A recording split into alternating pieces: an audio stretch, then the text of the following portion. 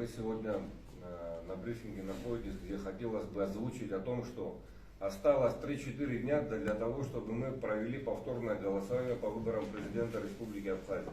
Мы неоднократно делали обращение к штабам, кандидатам в президенты и кандидатам в вице-президенты о том, чтобы выборное законодательство не нарушали. Для этого мы инициировали, чтобы кандидаты в президенты между собой встретились, переговорили и к определенным соглашениям, чтобы они пришли, исходя из выборного законодательства.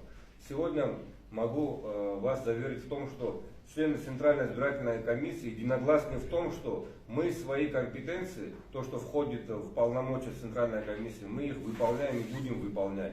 Есть вещи, которые в компетенцию ЦИКа не входят, и я хотел бы к избирателям обратиться о том, что факты подкупа, факты административного ресурса, они должны быть установлены Генеральной прокуратурой, и наказание выносит Верховный суд.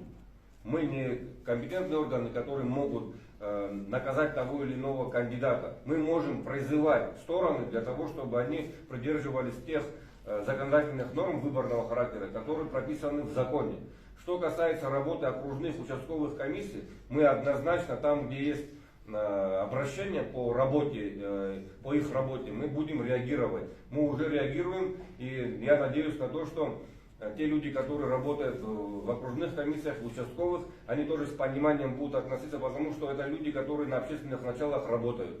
И они никакие тренинги не проходят, они по тем семинарским занятиям, которые мы проводили, по ним они проводят всю работу, которая сегодня наглядно видна. Я их хотел бы поблагодарить, потому что та общественная нагрузка, которая на них лежит, она колоссальная. Ответственность большая, а никаких других полномочий они не имеют. Они в рамках того законодательства, что у нас прописано, по этим рамкам работают. Сегодня здесь находятся представители двух кандидатов в президенты.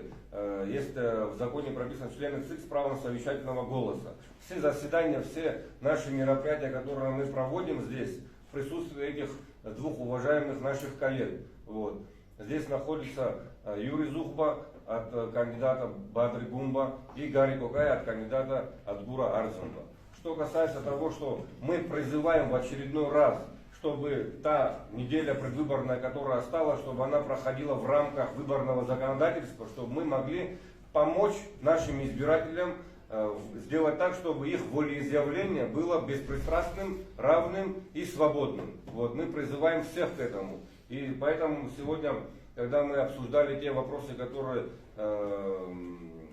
назрели, я обращаюсь опять к штабам, в лице них здесь находятся уважаемые люди, чтобы они помогли сделать так, чтобы донесли до своих штабов, чтобы все нормы, которые закреплены в законодательстве, чтобы они были соблюдены. Спасибо вам за внимание. Хотелось бы предоставить вам слово.